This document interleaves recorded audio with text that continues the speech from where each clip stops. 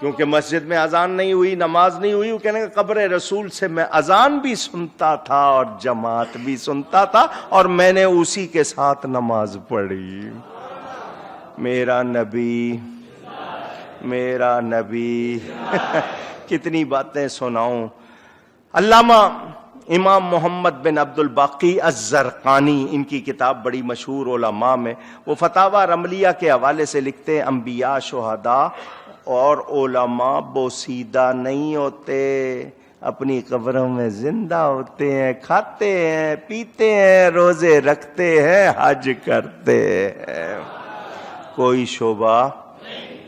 امام ملا علی قاری رحمت اللہ علیہ فرماتے ہیں بے شک وہ نبی اپنی قبر میں زندہ ہے جیسا کہ سارے انبیاء کرام اپنی قبروں میں اپنے رب کے نزدیک زندہ ہیں، اور بے شک ان کی ارواح کا تعلق عالم علوی اور سفلی سے اسی طرح قائم رہتا ہے جیسے دنیا میں تھا۔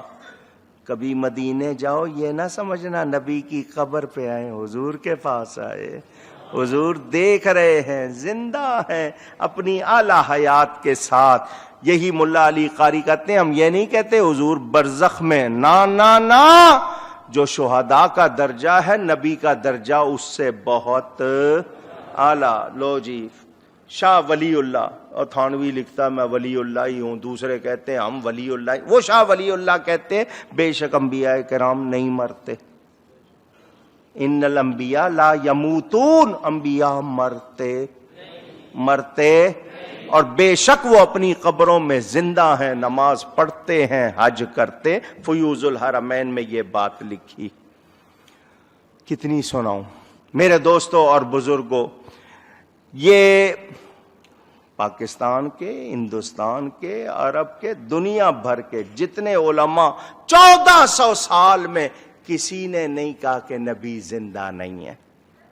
یہ نکلی ہے نئی قوم، ان کو کہتے ہیں نبی زندہ نہیں، تو ان کے کہنے سے کوئی فرق پڑتا نہیں۔ میں صرف آپ کے یقین کو مضبوط کرنے کے لیے سنا رہا ہوں۔ حضور صلی اللہ علیہ وسلم جہاں چاہیں جیسے چاہیں آئیں جائیں، زندہ ہیں، ان کی حیات میں کوئی فرق نہیں۔ اونچی حضرت جنید بغدادی کا نام سنا ہے؟ غوث پاک کے پیروں میں سے ہیں۔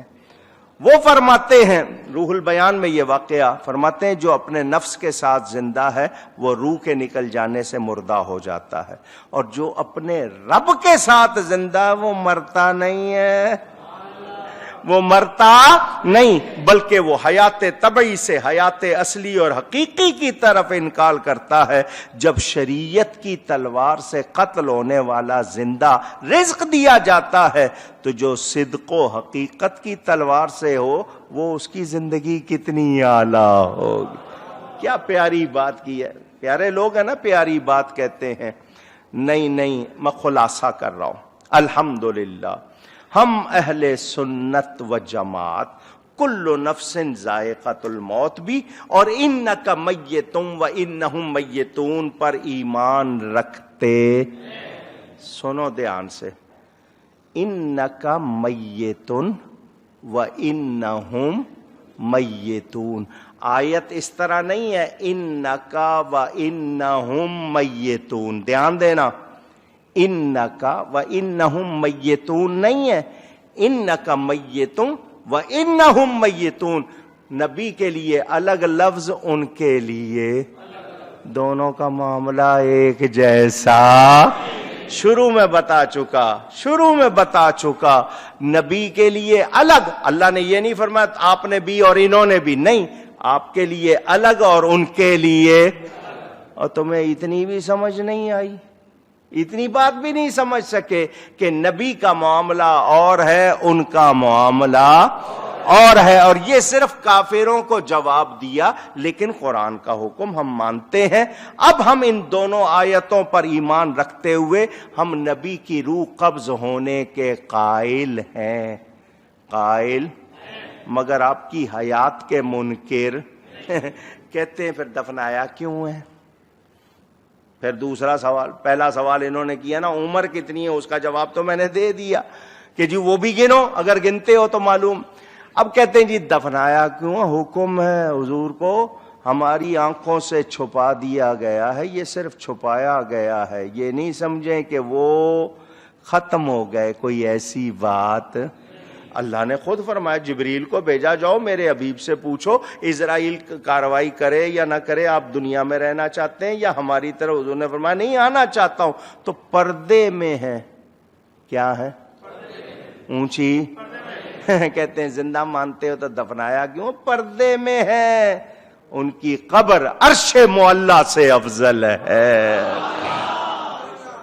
جو حصہ نبی کے جسم سے لگا ہوا ہے وہ عرش معلی سے افضل ہے۔ نبی زندہ ہے، نبی اگر مولانا روم سمجھ میں آتے ہیں تو مولانا روم نے ایک بات کی ہے، کل شیء ہالک الا وجہہ۔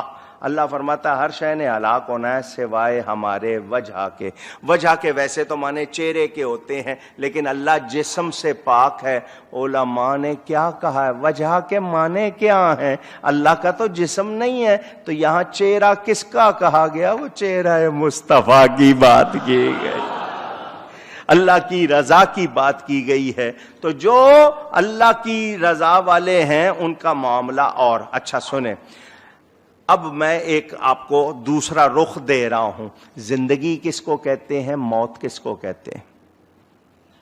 اب اس پر علماء نے جو کچھ لکھا، حیات کے معنی ہے صفت مصححۃ للعلم والقدرت والارادہ، کہ یہ شرع عقائد میں ہے ایسی صفت، ایسی خوبی جو علم، قدرت، سمع اور بصر اور ارادہ کو صحیح قرار دے، یعنی جس کی وجہ سے علم و قدرت وغیرہ کا صحیح ہونا قرار پائے، اس صفت کا نام زندگی۔ اور نبی کریم کی یہ صفت قبض روح کی وجہ سے زائل نہیں ہوئی، کیونکہ روح کا بدن میں ہونا سبب حیات ہے، اور اللہ اس بات پر قادر کہ جو چیز سبب کے ساتھ ہوتی ہے وہ بغیر سبب کے کر دے، اور اس بات پر بھی قادر کے سبب ہو اور مسبب نہ ہونے دے۔ سمجھا دیتا ہوں، بچہ پیدا ہوتا ہے مرد عورت سے، دو ہوں تو ہوتا ہے، مگر اللہ تعالیٰ نے حضرت آدم و حوا کو کیسے بنایا؟ حضرت عیسیٰ کو کیسے بنایا؟ ہزاروں مرد عورت موجود ہیں، میاں بیوی موجود ہیں، بچے نہیں ہو رہے، اولاد نہیں ہوتی، یعنی سبب ہے مگر مسبب نہیں۔ تو ثابت ہوا اللہ جو چاہتا ہے کرتا ہے، اس کو ضرورت مرد و عورت نہ ہو آدم کو پیدا کر دیتا ہے، مرد ہو عورت نہ ہو حوا کو پیدا کر دیتا ہے، عورت ہے مرد نہیں حضرت عیسیٰ کو پیدا کر دیتا ہے۔ تو اللہ کے لیے ضرورت نہیں، چنانچہ کفار کے جسموں میں روحیں اور زندگی نہیں ہے، اسی لیے اللہ نے قرآن پاک میں ان کو مردے، گونگے، بہرے، اندھے قرار دیا، اور انبیاء کے جسموں سے روحیں قبض ہوئیں مگر وہ زندہ ہیں، اس لیے کہ قرآن نے ان کو زندہ کہا ہے۔ کافروں کو کیا کیا؟ اندھے، بہرے، گونگے، مردے، ختم۔ لیکن نبیوں کے لیے کیا فرمایا؟ زندہ ہیں۔ تو جو اندھا ہو اور جو بہرا ہو وہ نہیں مانتا تو اور بات ہے، یہ عقل والے کہلا کے نہیں مان رہے تو سمجھ لیں یہ بھی عقل والے نہیں۔ تو جو اللہ تعالی لکڑی اور پتھر کے اندر بغیر روح کے حیات پیدا کرنے کی قوت رکھتا ہے، وہ انبیاء و اولیاء کے اندر نہیں کر سکتا۔ میں امریکہ گیا، ایئر اینڈ اسپیس میوزیم، یہ جو چاند پر گئے تھے نا جہاں ان کا سامان رکھا ہوا ہے واشنگٹن میں، میں وہاں خاص طور پر گیا۔ میں نے کہا مجھے یہاں پر کوئی آدمی ان کا آفیسر میرے ساتھ گھومے، جی یہ گاڑی تھی اور یہ ان کا لباس تھا اور یہ ان کے کھانے پینے کی چیزیں تھیں، یوں تھا وہاں تھا۔ میں نے کہا یار فضول چیزیں چھوڑ، کام کی بات دکھا۔ اس نے دکھایا ایک جگہ رکھا ہوا چاند کا پتھر، بڑا پیک کیا ہوا، چاروں طرف سے نہ پانی جائے نہ ہوا جائے نہ آگ جائے۔ میں نے کہا یہ کیا ہے؟ کہنے لگا جی چاند کا پتھر ہے۔ میں نے کہا اتنا کیوں پیک کیا ہوا ہے؟ کہنے لگے وہاں کا موسم اور ہے، یہاں کا موسم، اگر اس کو کھلا رکھیں گے تو ہو سکتا ہے یہ پانی بن جائے، ختم ہو جائے۔ تو میں نے کہا دوسرے جہان میں چیز محفوظ رکھی جا سکتی ہے نا؟ کہنے لگا آپ کے سامنے ہے۔ میں نے کہا بڑی مہربانی، بڑی مہربانی، تو چاند کا پتھر محفوظ رکھ لے تو دنیا مان لے، اللہ اپنا نبی محفوظ رکھ لے تو نہیں مانو گے؟